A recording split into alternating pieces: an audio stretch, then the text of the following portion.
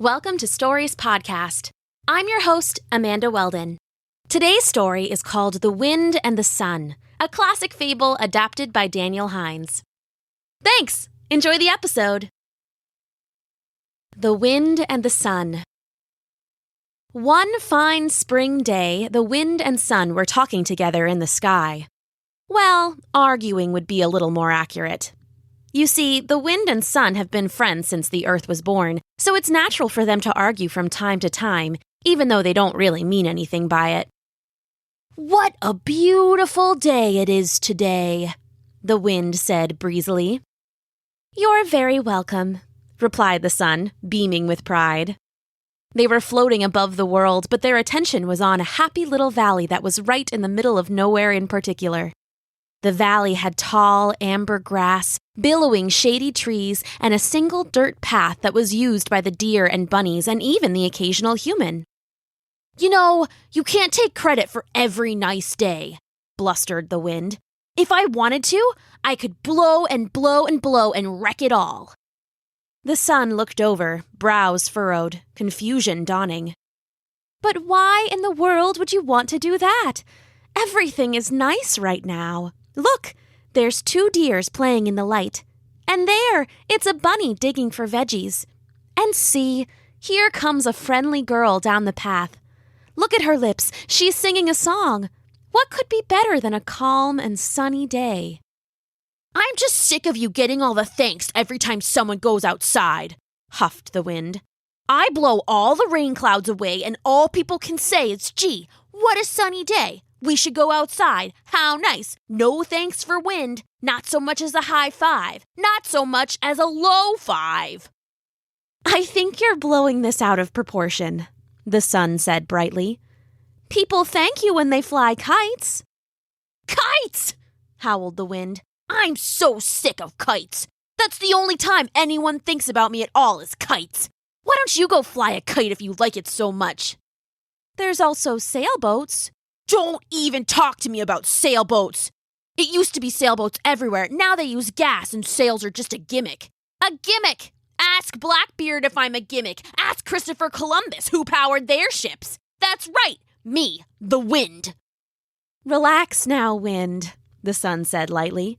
"Everyone knows how powerful you are." "Powerful, that's right. In fact, I think I'm more powerful than you," the wind squalled. "It's not a competition. Besides, powerful can mean a lot of things. Let's just enjoy the day." "No, it is a competition. At least it is now. It's on, you hear me?" "Fine. I can see you won't give this up," said the sun, sinking. "So tell me, what's the competition?" "Well, there. The girl singing on the path. She's wearing a coat, see?" The sun looked down and saw that yes, the singing girl did have a spring coat on. "The first one to get the girl to take her coat off is the winner," wailed the wind. "Got it?" "All right, fine," said the sun, temper flaring. "If you really want to compete, then you got it. First one to get her coat off is the winner." "I go first," stormed the wind, and concentrated on the girl walking the path far below. The wind started to pick up. A little at first, but then it began to howl and rage through the valley. The girl's coat began to flap and snap wildly, so she buttoned it to her chin and hugged it tightly to her body and sang. "Wind, wind, a wild wail, it's really, really blowing. Wind, wind, a gusty gale, I can barely keep on going. It's raging strong and I may be wrong, but it can't last long on a day like today." The wind kept on blowing until eventually, finally, it was all blown out and had to take a break. "Her coat is still on," said the sun, shining with happiness. "That was just a warm-up," puffed the wind. "Here I go for real." This time, the wind didn't howl in rage. It stormed and thundered. It crashed and roared. It pushed and blew and unleashed such a powerful gust that the poor girl in the valley nearly tumbled off her feet. Her coat flapped and cracked like a sail in the wind, billowing and creaking and straining the seams, but the girl just held it tighter than ever and sang out into the turbulent air.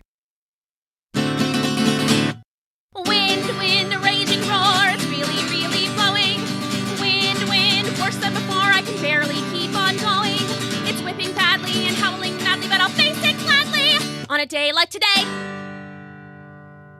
The wind kept blowing until finally, it was all blown out of breath and had to take a break.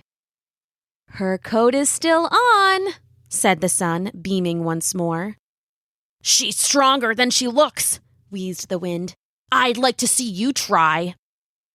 "Wind, you tried much, much too hard," the sun said brightly. "Doing things by force may seem to be the easy way at first, but you'll get much further with a little sunshine than you will with a whole sky full of angry storms." And with that, the sun smiled down on the valley. A gentle warmth spilled from its golden rays and laid peaceful and thick as honey across the girl, coating her in coziness and causing her to sing out. "Sun, sun, so bright and warm, the sky is quite a beauty. Sun, sun, chase away the storm, your honor and your duty.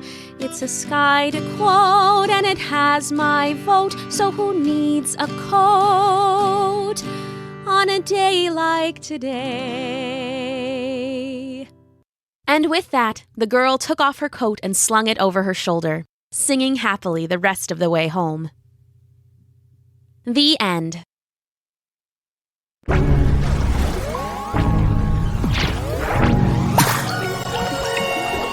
Thanks for listening.